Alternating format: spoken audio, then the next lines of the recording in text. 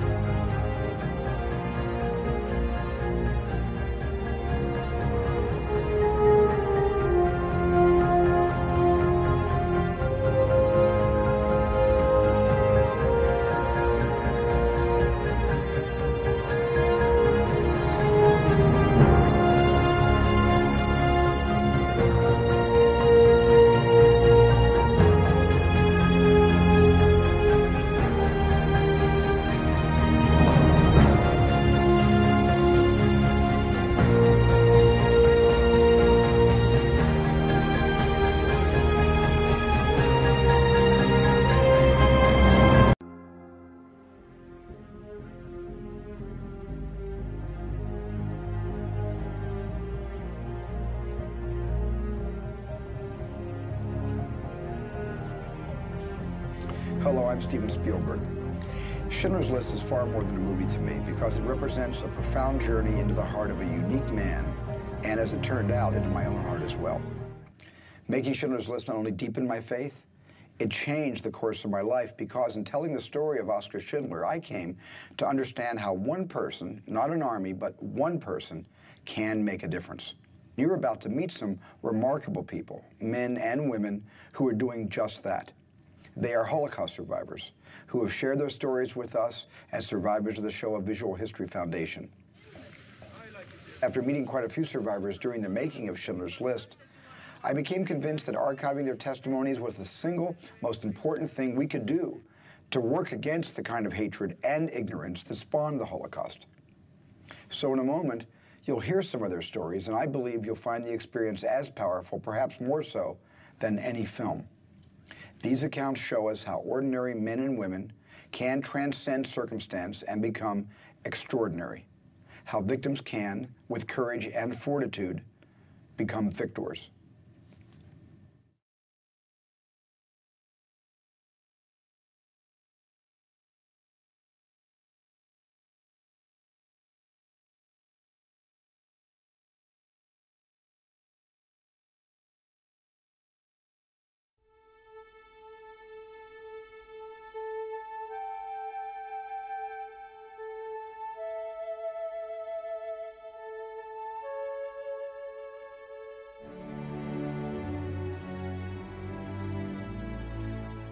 Just looking at him, just looking at him made you feel good. He loved women, wine, he could drink, he could party. He loved life. He was a charming man. See, he was using a lot of aftershave. When he passed by, 5 minutes after, you can smell he passed by. Schindler was a chance taker. He liked the possibility that there might be danger. Trying to come out on the winning side, but he liked that excitement. Schindler was not an angel in dealing with black marketeering, and he didn't mind taking bribes and giving bribes. But he did a wonderful thing. He was life, he was maybe future, he was God for us.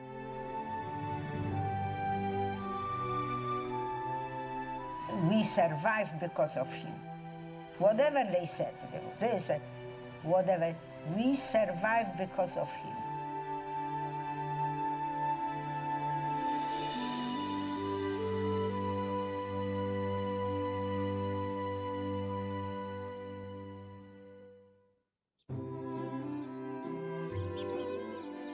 I was born in Krakow, Poland, the most beautiful town in Poland, over 1,000 years old.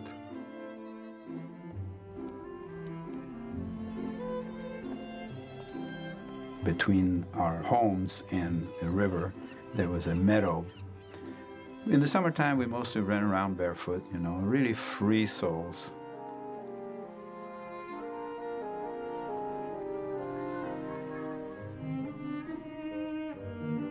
We had a grand piano.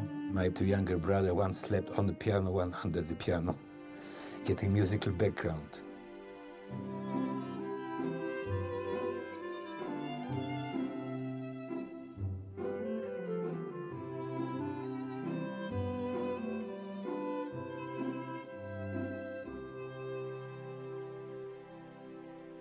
My parents were very good Jews, for their holidays they always went to the synagogue, but otherwise we were very, very assimilated.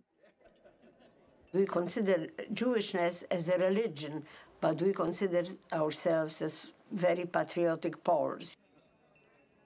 I personally want to go to the army. I want to prove that we are not any different the Jews than any other Polish Catholic boys.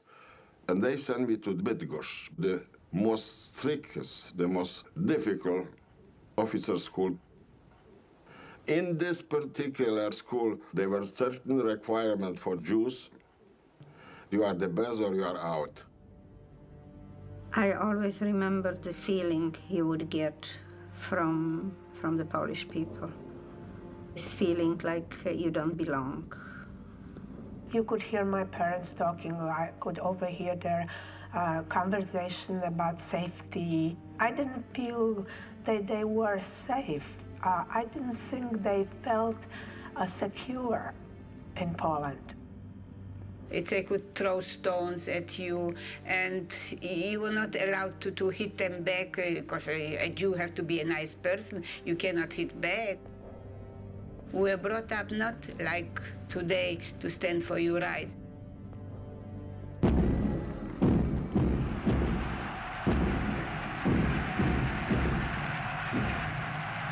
In 1937, I remember hearing talk about Hitler.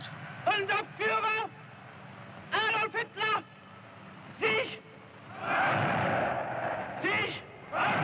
Something was ominous because everybody was concerned. You know, the older people were concerned and talked in hushed tones, you know, and listened to the foreign broadcasts on the telephone radio.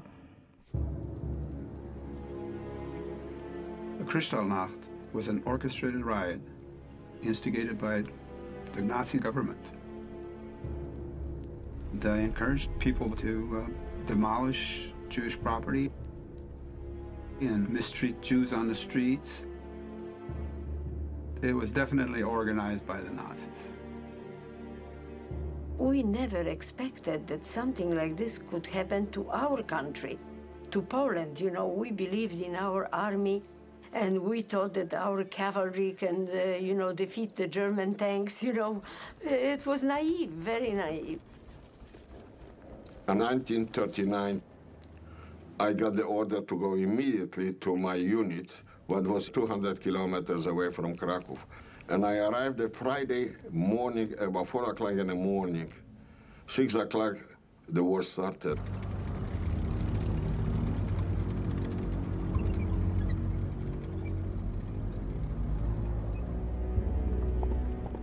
My company was almost wiped out. I took in 240 soldiers, I took out 45, that's all. The rest or got killed or wounded.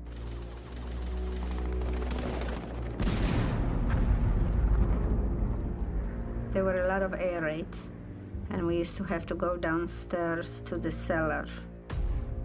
You could hear the war coming closer and closer. The war started on September 1st, and the Germans walked into Krakow on September 7th. I came from school, and I was playing outside, and suddenly we heard the march, and we heard the Germans are here. There was a heightened feeling of something is going to happen, feeling that things weren't going to be so good for the Jews. New regulation came out limiting free movements for the Jewish people. We were not allowed to use public transportation, and we were not allowed to use any educational facilities. We were not allowed to walk on a sidewalk. When you saw a German soldier walk, you had to step off the sidewalk. At the end of 1939, we were told to wear a white armband with a blue Star of David. I felt very scared because we were marked. The grown-ups were wearing them, and it was taken as, well, the war isn't going to go very much longer, and so if we Jews have to wear armbands, so that's okay. I saw the Germans rounding up the Hasidic Jews on the old part of town. Whoever was with beard, so they were going, cutting off the beards, cutting off the payas, and hitting and spitting and knifing. And then they would take them away. The families, lots of families just were destroyed. My father had always been a very proud man. He was proud to be able to support his family. Then his Nazis roughed him up and took him to jail. When he came out, he was never really the same man that he was before. I was sleeping in bed, and I can see this picture like it's frozen. And my mother came, and she says, well, it's already 3 days, and we still didn't get any bread. And it was so cold already, and she put her hands into the down quilt that I was laying. And that's the picture that I can remember, and I'll remember the rest of my life. Some people fled, right, when the Germans came in towards the Russian border. My mother and I packed little suitcases, and we went as far as the end of the city, you know, and then my mother said, where are we going? Where will we go? You know, the two women alone, and we came back. And this was our biggest mistake. All the savings accounts in the bank were closed by the Germans. We couldn't touch our money, and the money wasn't worth that much either. So my mother was selling some of her jewelry in order to sustain us. My parents got rid of their nice furniture and silver and china and all of these things, sold them to the various non-Jewish neighbors. I think it hurt my mother terribly because she liked those things and she was proud of them. At that point, I lost my sense of security.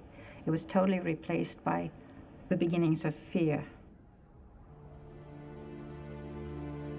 There was a van that was owned by a German cheese company, and we called the van Käsewagen. When the van showed up in the Jewish section of Krakow, few German soldiers ran out of it and were catching people on the street who were close to the van and putting them in the van, taking them for hard labor. Some came back, some didn't.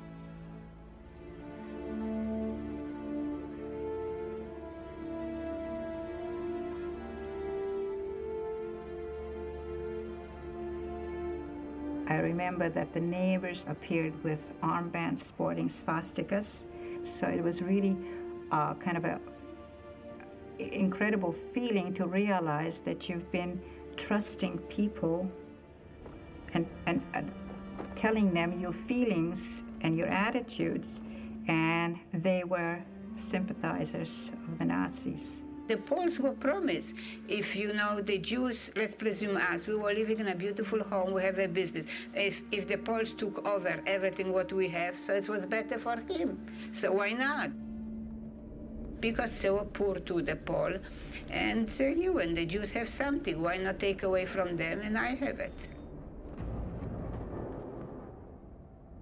My father's business was affected immediately when the Germans came in, and they gave us a paper showing the order that the factory is being taken over by the Germans. They forced my father to teach the men who came over there, who had absolutely no knowledge of being manufacturer of any shoes, to teach him how to manufacture a shoe. There was a knock on the door, and there were 3 Germans, one in a green uniform, the Schutzpolizei or whatever, and 2 in black uniforms of the so-called Volksdeutschen. They came storming in our homes, always 2, 3, armed. They would take anything they wanted, all the precious things in our homes. It was a frightful experience, the way they behaved, the way they turned everything around in the house, the way they were taking out drawers and throwing everything on the floor. They came in and they said, you are arrested for political reasons. And then they took us to a gathering spot, which was an old Polish fortress in Krakow. And here we coming from those very nice apartments with plenty of food and clothes, and here we come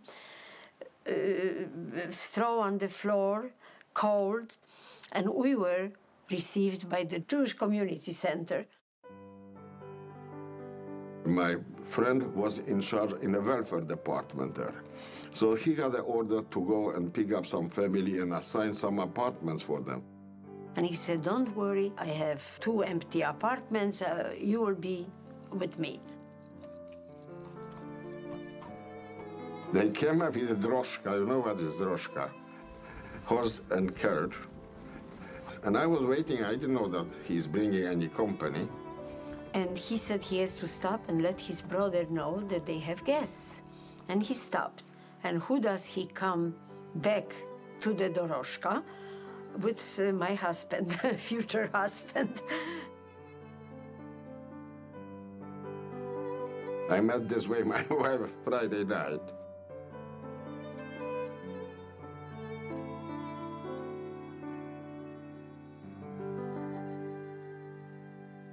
We still were hoping we'll go over like a bad storm, a bad dream.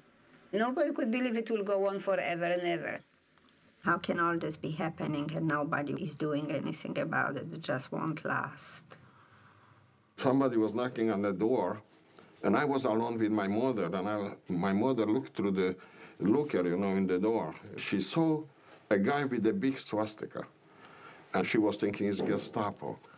And I said to her, let's come in. And I hid behind the door and listened to the conversation. My mother was very talented interior decorator. And he came to my mother, recommended by a Jew, for my mother redecorate his apartment. And from his way how he was talking to my mother, I realized the man is some different type of guy, and I stepped forward. And he's taller, he was taller than I, but I consider I was pretty handsome, and he was extremely handsome man. I look at his eye, he looks in my eyes, and what happened?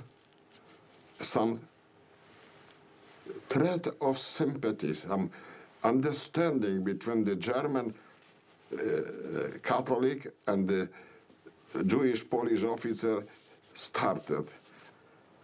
And this way they start the friendship between me and Oskar Schindler, what lasted till the day he died. Schindler came as a black marketeer to Poland, and his only aim was to make money. He didn't come to Poland to save Jews. He came to Poland to make his fortune, and he did.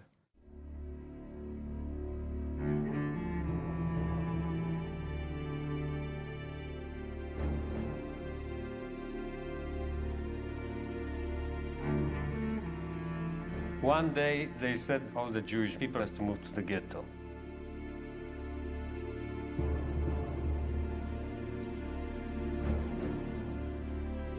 We just had to walk out from the house. Then the Polish people stood on the sidewalk and they were yelling, "Good riddance, go, don't come back." Such hate, it was such hate, such unbelievable hate. We were numb. I remember I couldn't even cry. I couldn't cry. I didn't know if I was alive or I was dead.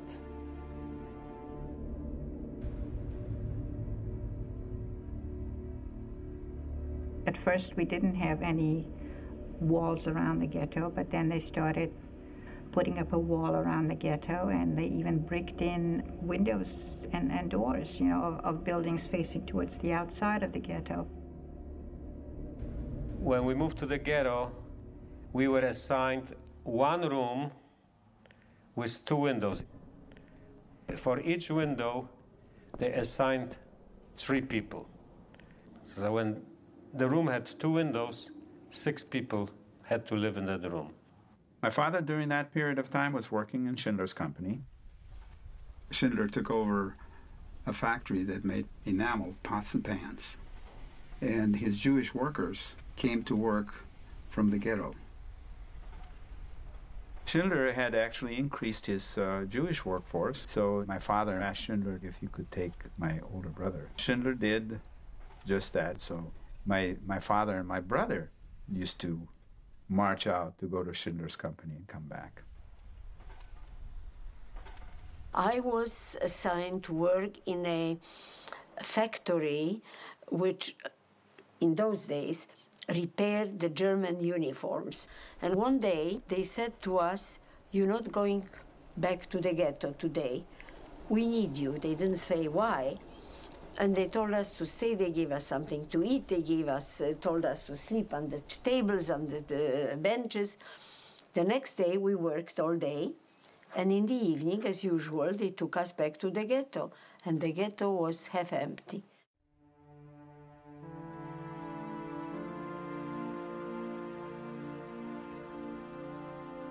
The ghetto was simply a holding pen. And the evidence, of course, we know is that immediately after the ghetto was created, where everyone was herded into it in mass, they began to take people out in transports and sending them somewhere else. Those people were sent someplace, supposed to be to the labor camps. The first transport ever taken out of the ghetto actually was one where they took people out the countryside and had them do labor and returned. And they went back to their families. But the subsequent transports never returned. 2 assessmen walked into our room, armed, and dragged my father out.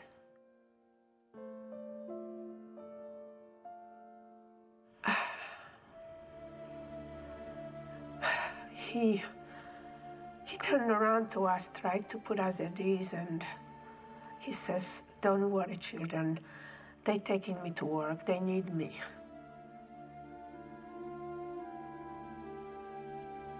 I was just looking, staring at him, and he just, with his sweet smile, turned and he said, don't you worry. I'll be okay. They need me." Those were his words, his last words.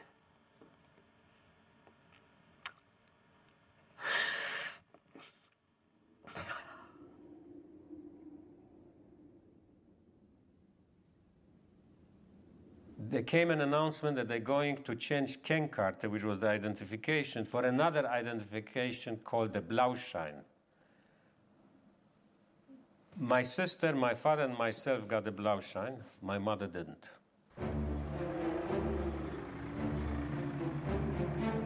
We heard marching 5 o'clock in the morning. Sure enough, the whole ghetto was surrounded. SS marched into the ghetto. My mother told me to hide.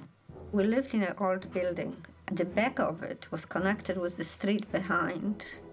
And there was big bushes and big trees. And my grandfather and my grandmother and myself, we lay down under the bushes. My mother and her sister covered us with leaves. And they left. In between our 2 buildings where we lived, there was a small building. Above that was an attic, but it didn't look like it would have an attic because it was sort of like a lean-to in the courtyard. So my mother decided that that's where I was going to hide, with 2 of my friends. In our room was a little closet. We put my mother into the closet, and we shoved an armoire against the door of the closet, so the door was not visible. My mother wasn't going to hide, she was just going to take her chances and probably be shipped off. But she remembered that we were up there and we didn't have anything to eat or drink. They made an announcement that every inhabitant of the ghetto should report to this courtyard of a huge building in which we lived. My mother filled up a teapot and she was carrying it across the yard to hand it to us. And we all went down to the courtyard. And the Germans came and they were checking everybody's papers. Whoever didn't have the Blauschein, they sent outside. And as she was coming up, the guards broke in and started yelling. So she set the teapot down and just by instinct, just crawled up into this crawl space.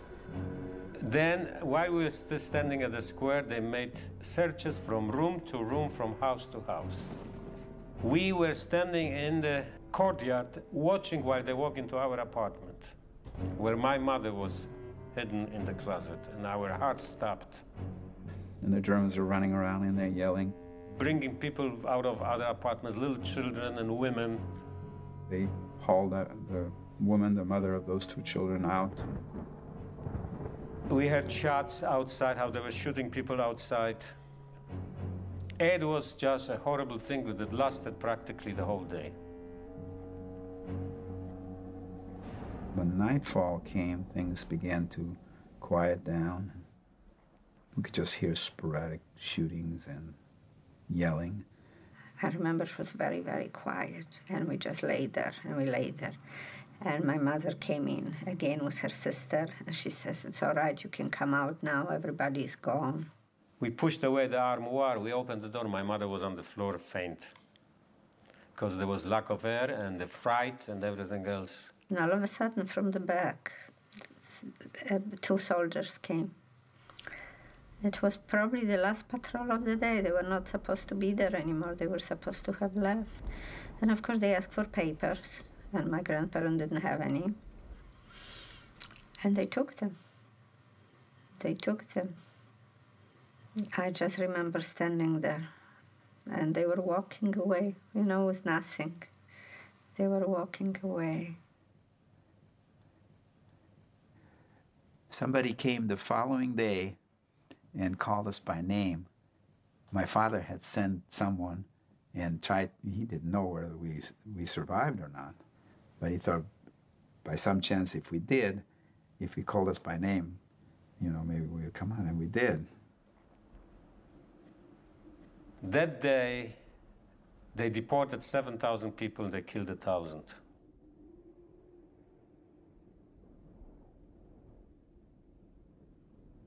There were starting to be rumors very soon, about early 1942. One man was able to flee, to escape from Auschwitz. He said that people are being exterminated there in the gas chambers. He started to talk to us about what he saw with his own eyes. Nobody believed him, particularly people who were in charge in the Jewish council. They were thinking that he got crazy. We didn't believe it because, you see, if, God forbid, it would happen now, we had a precedent in history. We would be maybe watchful, maybe we will be more frightened. But in those days, there was no precedent in history. Who could visualize that a man is capable to do something like this to another man? The Germans began to build a camp just outside of Krakow, Plaszów. And some people were slowly being moved into Plaszów, and those people who were building the camp, for example, already lived there. We didn't know whether this will be a labor camp or whatever, but we were resigned. Whatever will happen, will happen. The Germans came very early in the morning, about 4:30 in the morning, and they were running through the ghetto. The truck was driving through the ghetto with loudspeakers, that everybody had to pack up and leave the ghetto by 6 o'clock at night. But they would only allow those people to leave who had jobs. And everyone who remained was taken directly to the death camps. Germans always yelling and screaming, heraus, heraus, mach schnell, you know, get out, hurry up. They were dragging people and kicking and pushing. We started to hear shooting in the ghetto. People who couldn't walk fast enough, they kicked them, they shot them on the spot. They took some of the children and absolutely knocked their heads on the walls. They swung them by the legs and killed them that way. There were corpses lying in the streets, blood all over. We all saw it. I ran to the corner to meet my group. My mother was already either behind me or ahead of me, I don't know, because I actually walked without my mother. I was afraid. My husband had plans to escape through the sewers. So my husband left, and the German megaphones were announcing constantly, get out of the apartments, because if you get caught, you will be shot and we will be looking. When I found out that they were killing people in the sewers, I went for Mila. I came over, there's no Mila there anymore. I got scared, and I walked out. I took a little bundle with me, and I think I joined one of the very last groups from the ghetto going toward the camp.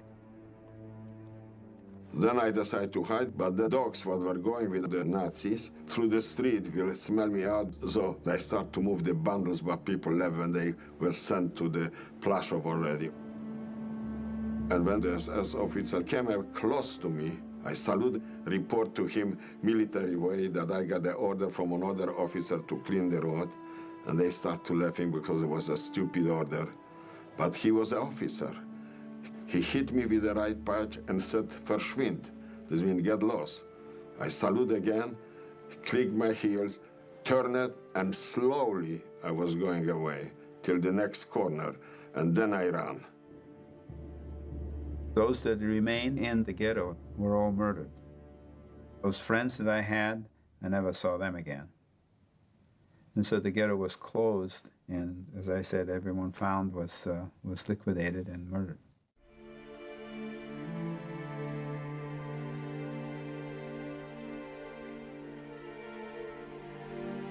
And it was then that we realized nothing was going to really save us.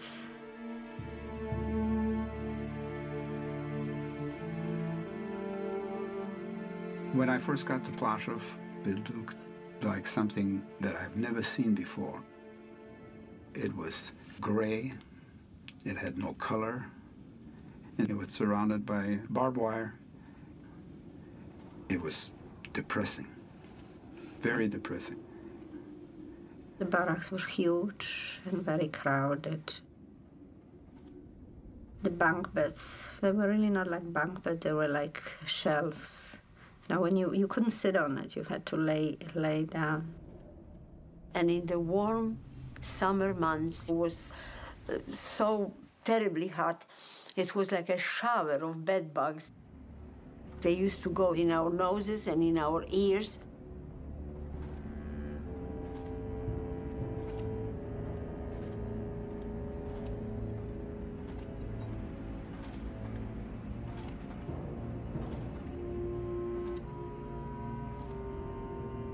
Amnon Get, who was the commander of the camp, used to ride a big white horse. And he was riding the horse all through camp, and if somebody looked at him and didn't like his looks, he just took out his pistol and shot. If you walk too slow, you get shot. If you stop for a second carrying bricks, woman, stop for a second to catch bread. If he notices from balcony, he shoot you.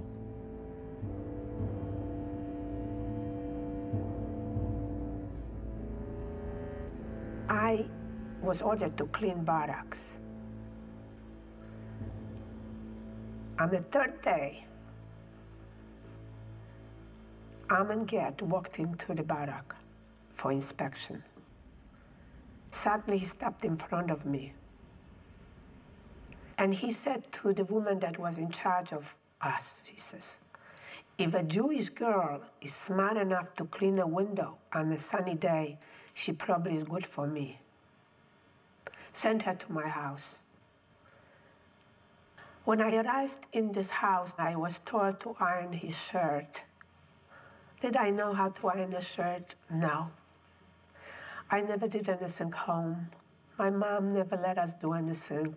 I was the baby. All of a sudden, I felt a pull from the back by my braids and a slap on my cheek that everything swollen in front of me.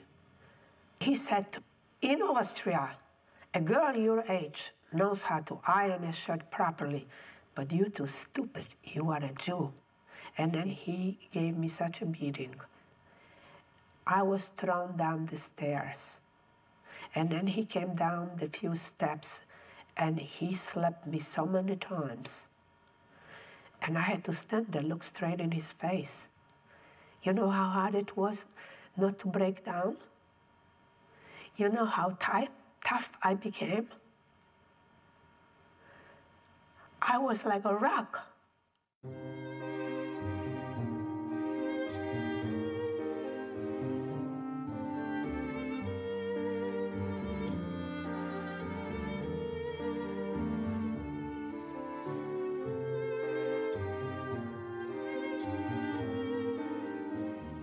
He had a couple of different hats hanging right near the entrance of the villa.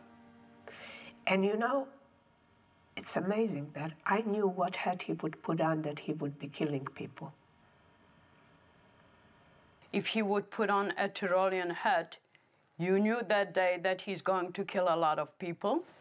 When he came out wearing white gloves, you knew that he is out for slaughter. He's going to kill a lot of people. Later, when he came through the gate of the villa, he would whistle. Like a happy whistle, like I felt he's content, he accomplished something.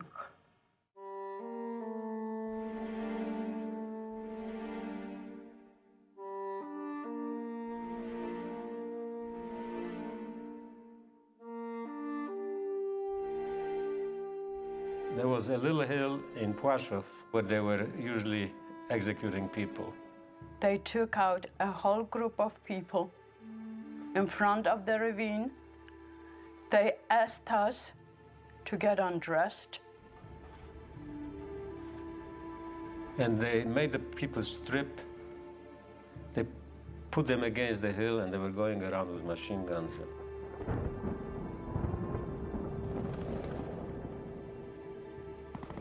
They shot me in my leg,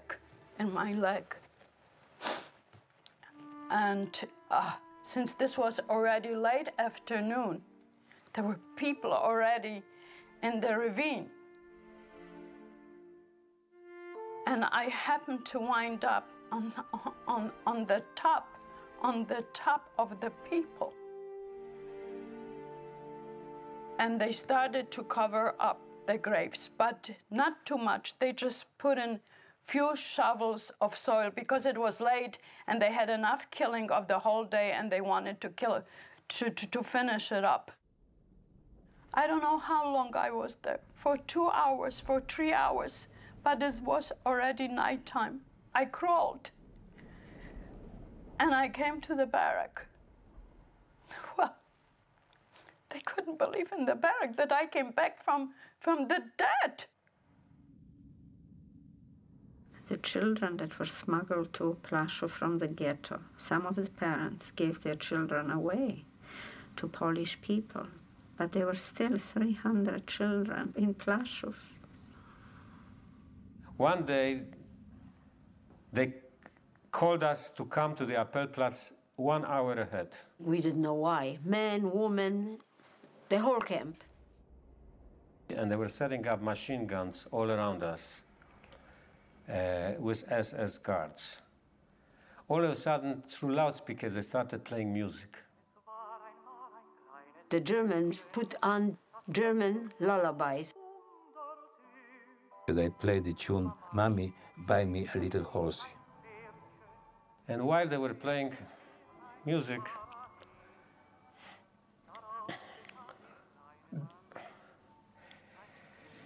trucks started coming in on the road facing the Appellplatz. They collected all the little children in the whole camp and they put them on trucks and they were taking them away. At first we didn't realize it. Then all of a sudden we hear screaming and little hands waving. Mother started running and everybody started yelling. The loudspeaker announced that if anybody would move, the children would be shot. And it came over the loudspeaker, everybody lied down. And everybody lied down, but some of the mothers wouldn't. They started running toward the trucks and they were shot. And they took away about 300-400 children, and they took them to Auschwitz. This was the end.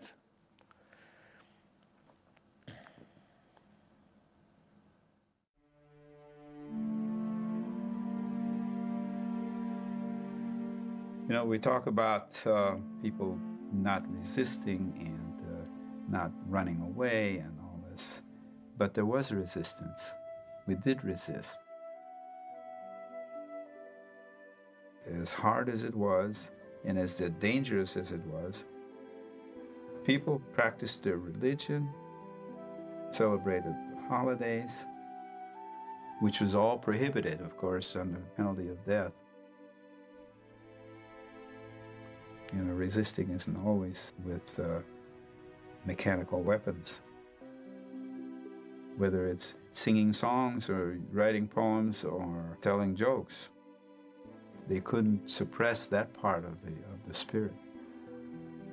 We would pretend that the women are lighting candles and making the blessing over the candles. And people had some special songs. Some of them were humorous, but the humor was gallows humor.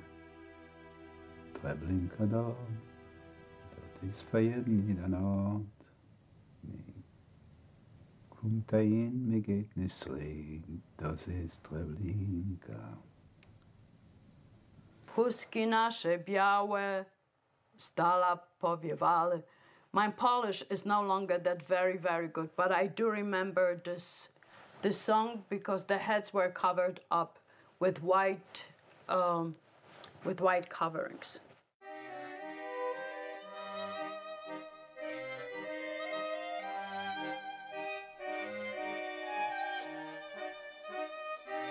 Get learned that we are musicians and called us to entertain the people, his guests.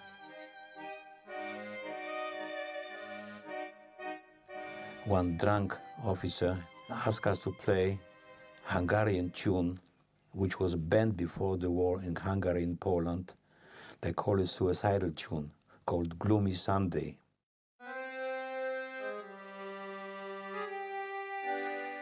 It was a beautiful tune about a young boy in love with a girl. She left him, he committed suicide.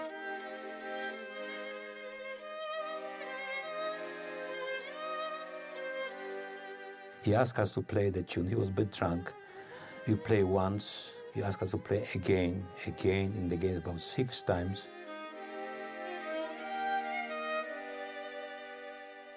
And then he went on the balcony.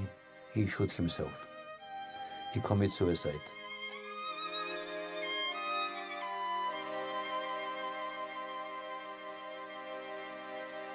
Oskar Schindler started to come as his guest.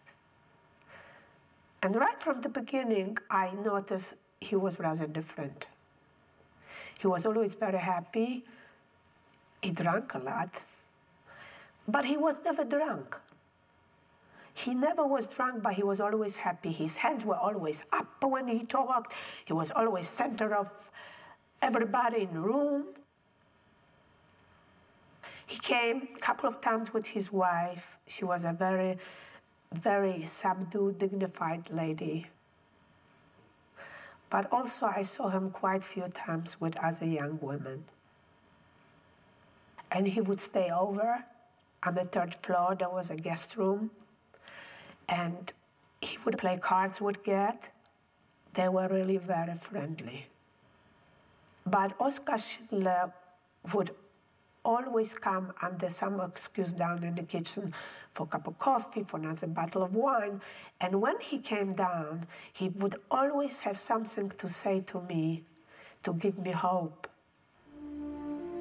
He even took me to the window to look out where people were working.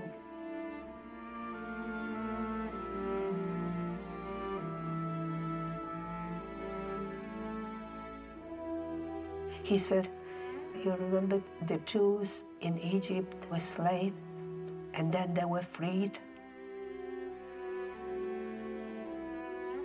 He said, this is what's going to happen to you One day you're going to be all free from this hell. You will see. But it felt good, to be honest with you, it felt good hearing those words, but I wasn't quite sure what was going on because he was there with them, and I felt he was a Nazi like the rest of them.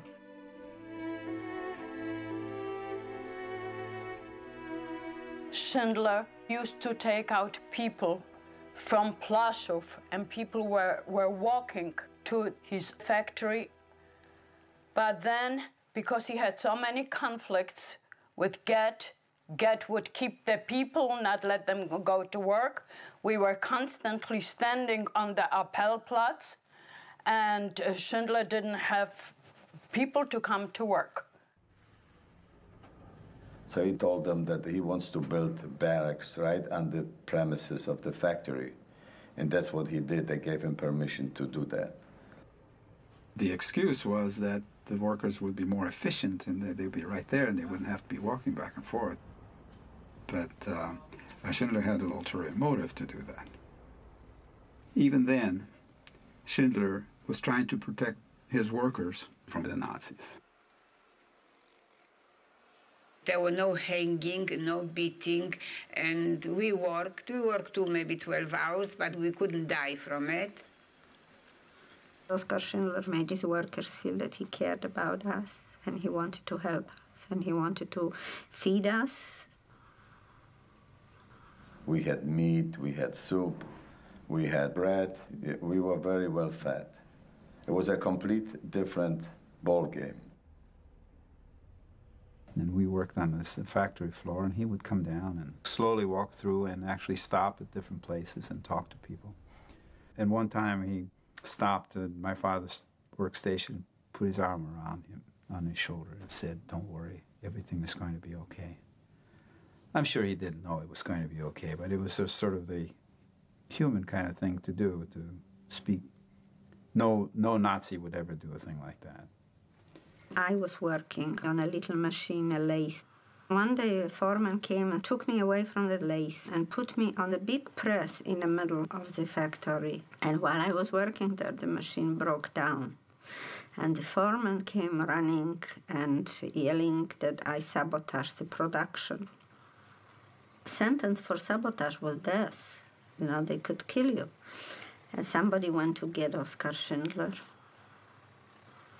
And I remember how he came down and he said, "Was ist los? Was ist los? What's happening?" And they say to him that I did something to the machine. I broke the machine. And he walks around, he looks at me, he looks at the foreman, and I'm in his face. And he says, "This little girl broke this machine? This is you moron. She couldn't possibly break the machine." And he patted me on my head and he said, "Where were you working before?" And I pointed this machine to him and he said to the foreman, "That's where she works, that's where she's gonna stay."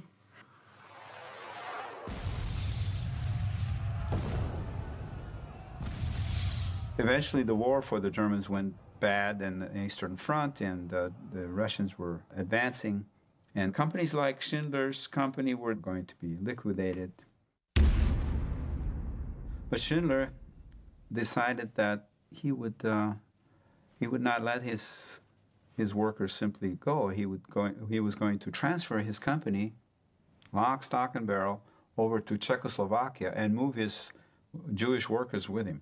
He assembled us all in a courtyard, and he told us the factory is going to be moved to Brnic, to Czechoslovakia. We are going to be sent back to Plaszow, and then we're gonna come to Czechoslovakia. For us, it was like a dream, what he was telling us. We didn't believe him, because he was a German. He said, what he's talking. He would take us? Why should he take us? He would take whomever he wants. This was a pretty outlandish or preposterous kind of suggestion, really.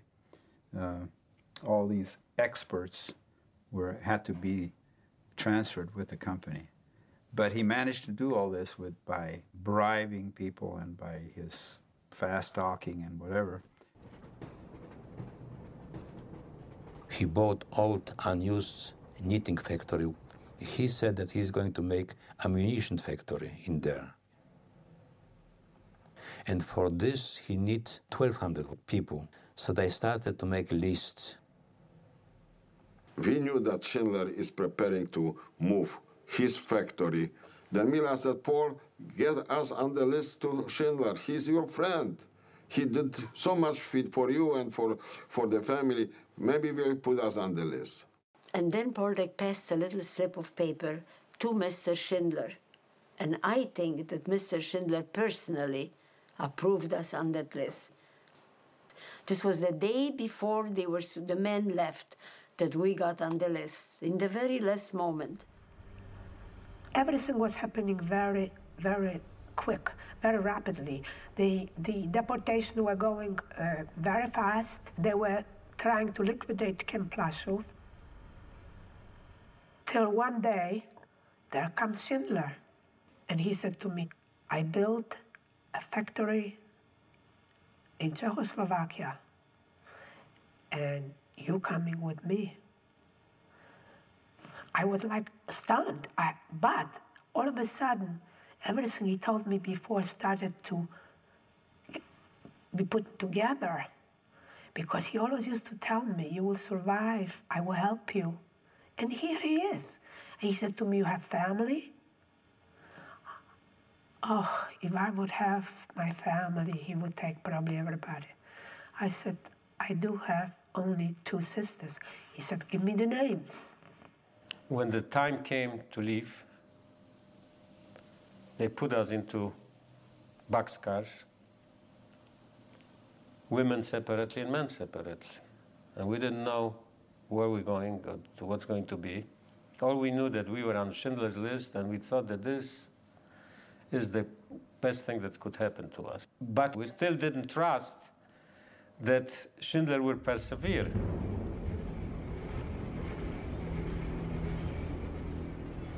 We were put on this train and sent to Brillnitz. But I was never certain, I was always in doubt that that actually was going to happen. And as we arrived in Brillnitz, we walked out of the boxcars. Schindler was standing there. We felt such a relief that here is the man who's going to protect us. And we felt that maybe now we have a chance of survival. But we started worrying about women. Where is my mother? Where is my sister? Where are the women? We left a week after our men left. And we got on the trains, and so happy we are going, you know, we're going to join our men, and we're going to be with Mr. Schindler. We were very happy.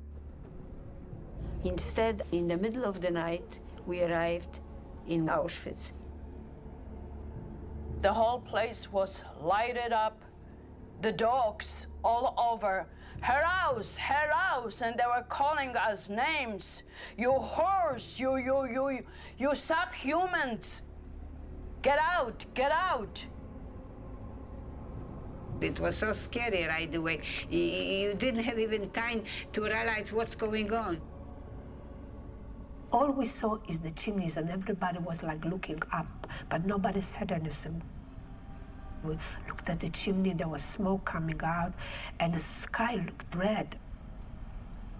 There was such stench in Auschwitz, you could smell the burning flesh. And it was like everything was covered with the smoke, with the ashes. We were covered, the barracks were covered, the roads were covered, everything was covered.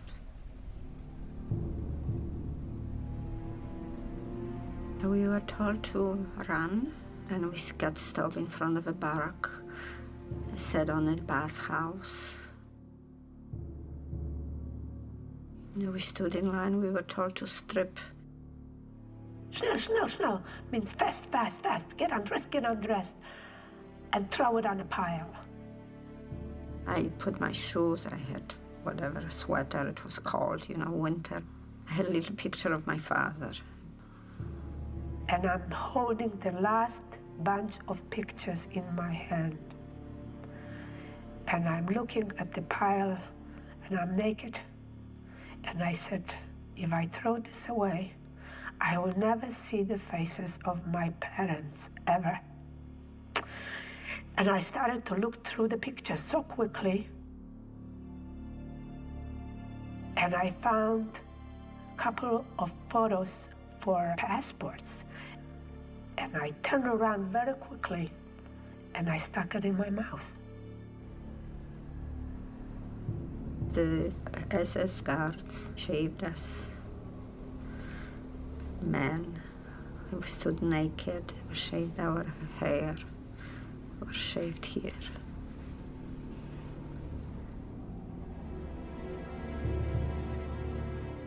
Then they shoved us into the shower room. We didn't know what to expect, you know, whether we were going to have the gas or whether we were going to have actual water. And I remember we were waiting and the water didn't come out. This means that the gas will come out. So we were waiting, said one look at the other. We couldn't do anything. Then in one moment it started, the water was coming out. I said, oh boy, so it's good. My older sister, she looked at me, she says, are you all right? Are you all right? While the water was coming down. I said, She says, what's the matter with you? Are you okay? I could talk. I had those pictures in my mouth. And as soon as we came out, I said, I'm okay, but I have the pictures in my mouth, I'm dead. She says, why would you do a thing like that? That would kill you. But I had my pictures. And after the showers, you know, they pushed us into another room. We couldn't go back to get our clothes. They gave us little dresses that were sheer, nothing. And we walked through the roads of the camp, so muddy. And we saw the people, the women, didn't look human. I looked at my mother and all the other people I knew so well. I said, that can't be us. You know, we are already dead. Like they took my soul out. We were terribly hungry, but we couldn't eat even what was given to us because we were all sick with dysentery. Every day we were getting sicker and sicker. And we also were called out in the middle of the night to be counted. Outside, in the freezing cold. I was trembling and my teeth were jittering, it was so cold. And I looked up in the gray sky.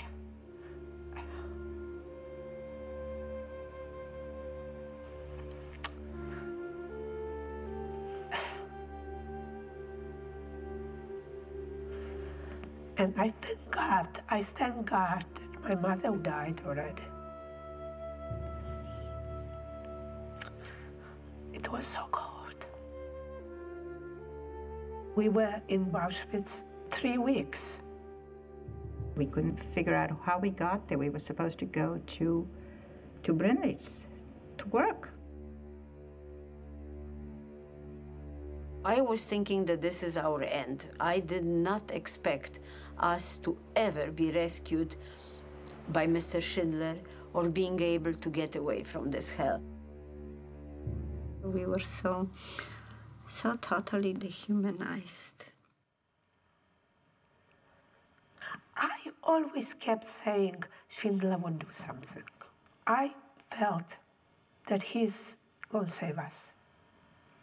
Oskar Schindler sent a beautiful German woman with lots of gifts and lots of money to the SS officer in charge to talk with him.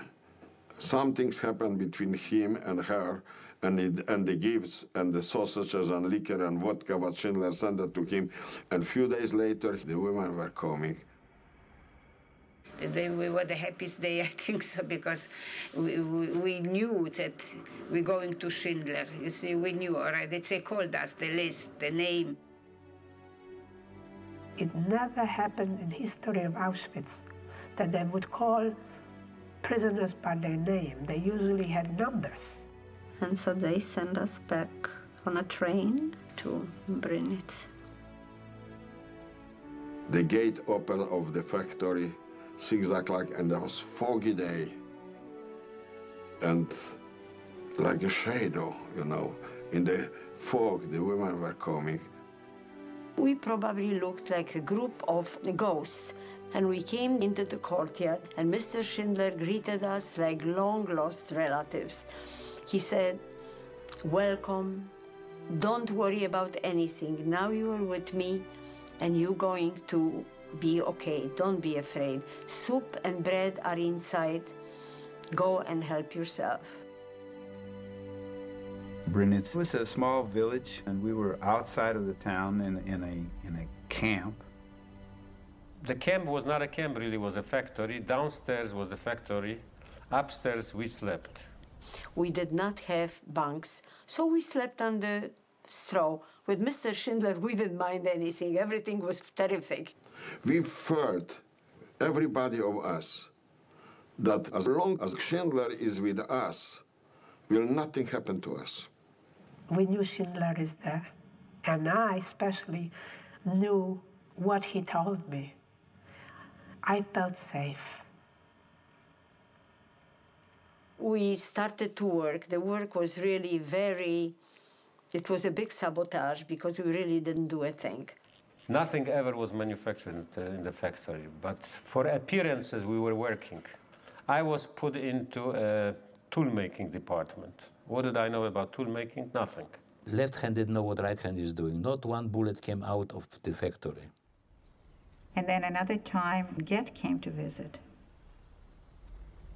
We were lined up to greet him, and Schindler walked through with Get. And of course, in Plaszow, you didn't dare lift your eyelids to look at Get. I mean, your head was always down.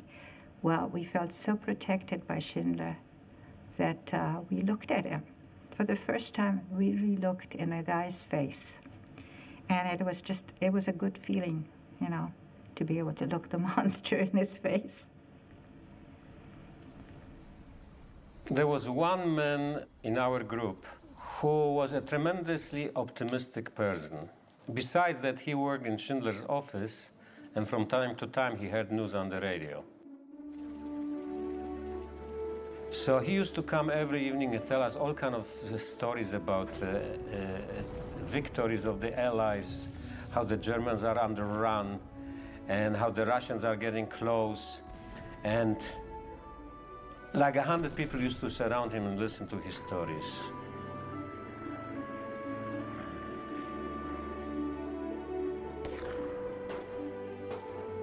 Everybody knew that something is going on and the war is coming to the end. Oh boy, so we were waiting. And at that point, Churchill had a victory speech in England, and Schindler put it on a loudspeaker system in the factory. Being that I had English lessons before the war, I could understand here and there what Churchill was saying and translating it to my friends around me. Yesterday morning at 2:41 a.m., at General Eisenhower's... It was such excitement because we heard, you know, he said victory speech, and we knew something is going on, and all of a sudden everybody realized that we are safe, that we are free. We may allow ourselves a brief period of rejoicing. And while I stood there, I just couldn't believe that here I am, the Germans still occupy this part of Czechoslovakia, and I'm listening to Churchill. When it dawned on me, it was something that my imagination could never form a moment like that. I can hear Churchill speaking. The act of unconditional surrender of all German land, sea, and air forces in Europe. The last time I saw Schindler is when he talked to us in the factory floor. And we were standing on the factory floor, and I was smaller than anybody in there.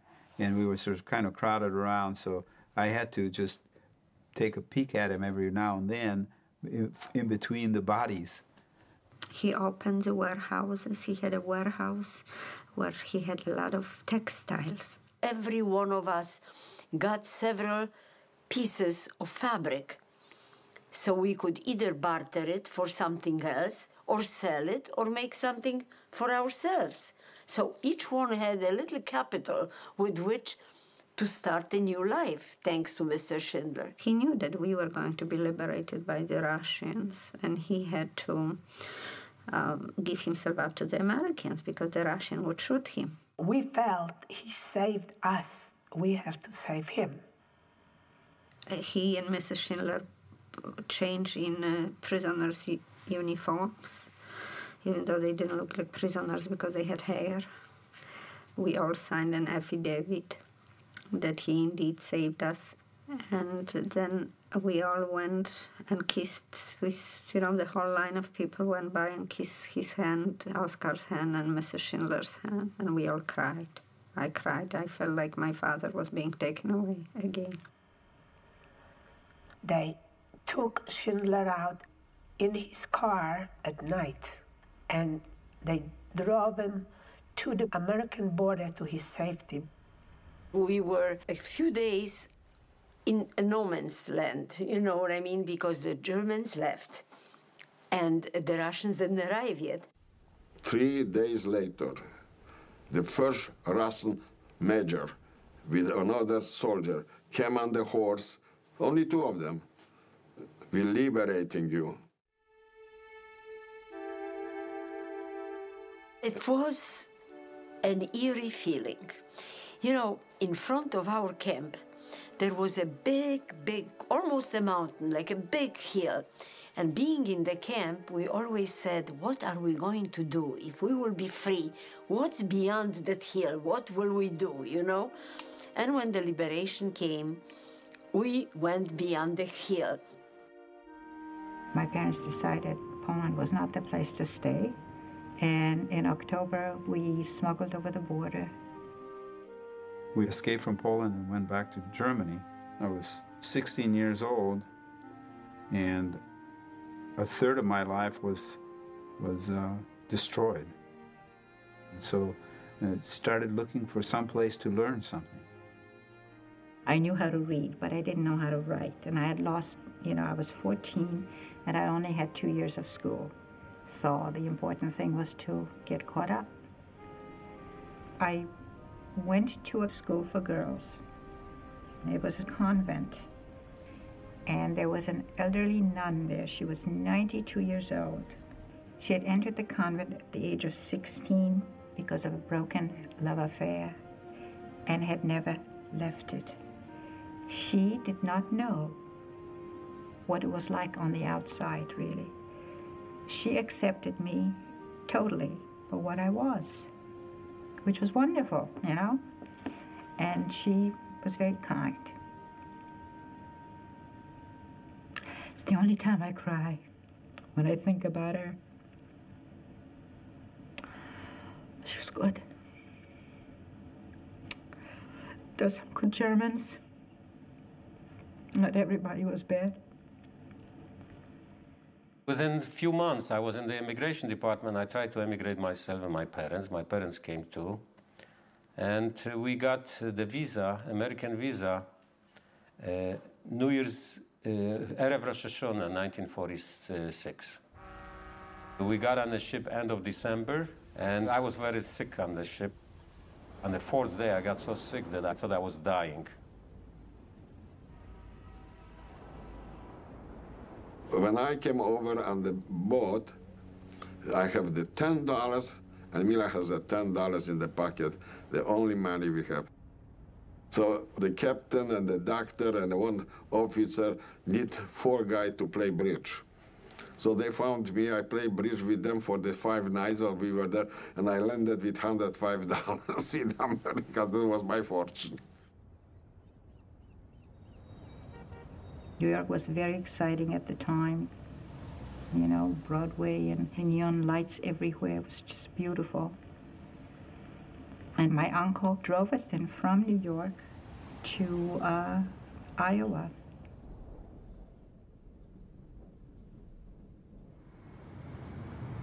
Our relatives, my uncle and aunt, lived in LA, so we came straight to Los Angeles from Germany. My first order was to learn English and fit into this new life. The arrival in Chicago was really funny because my cousin was standing at the railroad station with a very long cigar, and they brought us to their house, and we had lunch. And first my cousin was showing me a banana. He says, "This is called banana." And he was showing us all kinds of things, and I thought that this is so ridiculous. I said to my father, "You know something? I can't take it. Who does he think we are? Where does he think we came from?" He says, "Be nice, be nice." Then my cousin takes us into the alley. He says, "You see this car? This is the best American car." And says, "This is called automobile." At that moment, his wife calls him to the telephone, and I get into the car. I started, and I drive around the block. And in Chicago, they park the cars in the alley in the back. When I came back into the alley, the whole family was standing. My cousin was pale. He says, "How did you know how to drive?" I said, "Benny, I have an international driver license, so don't worry about it." So he got on the telephone, he called all his friends. "My greenhorn knows how to drive."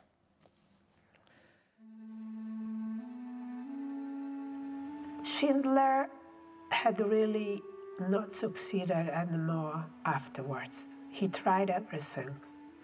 He opened a cement factory in Germany. He made a film. Nothing really went well.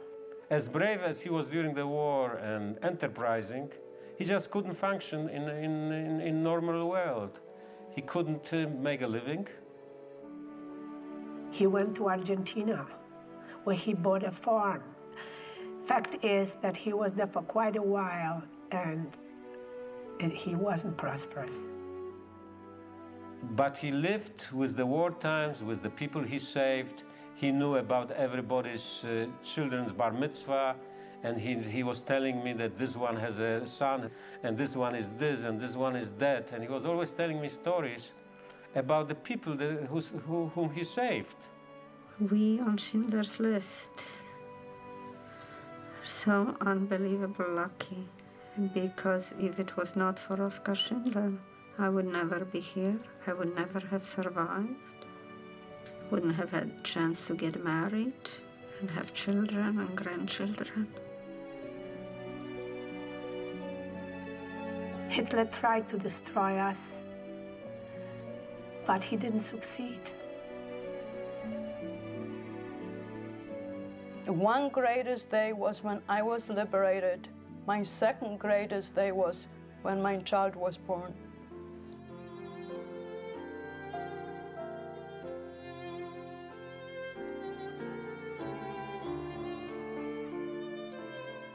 What Schindler did is more important than just having saved 1,200 Jews.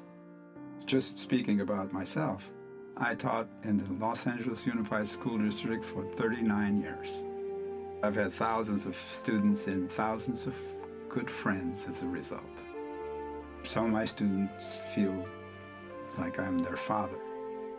So one man gets saved, and then after that, generations and generations are saved. I think that the only hope for mankind is if we really learn how to live with each other. Don't hate. Try to live with your neighbor. Accept people for what they are. Everybody has something to offer. Nobody's better than anybody else. We are all links of a very big chain. I don't want to hate. I don't want to hate because it's an ugly word and it's related with evil.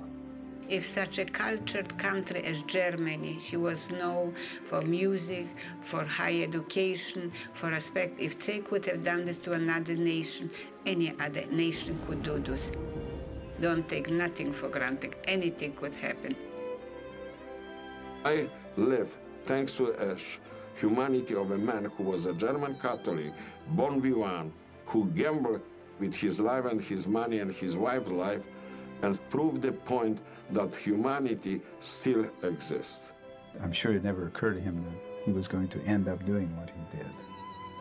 It just happened that the circumstances were such that he was faced with this choice, and being the kind of person he was, he couldn't face letting us be murdered.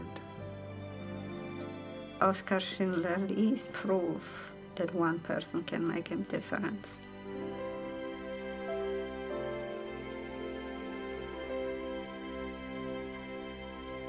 You've just met a few of the more than 52,000 survivors interviewed by the Shoah Foundation.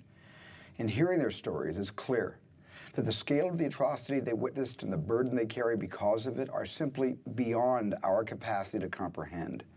But by sharing their experiences, they help to inform us all about how hatred is born, how it grows, and what it can destroy.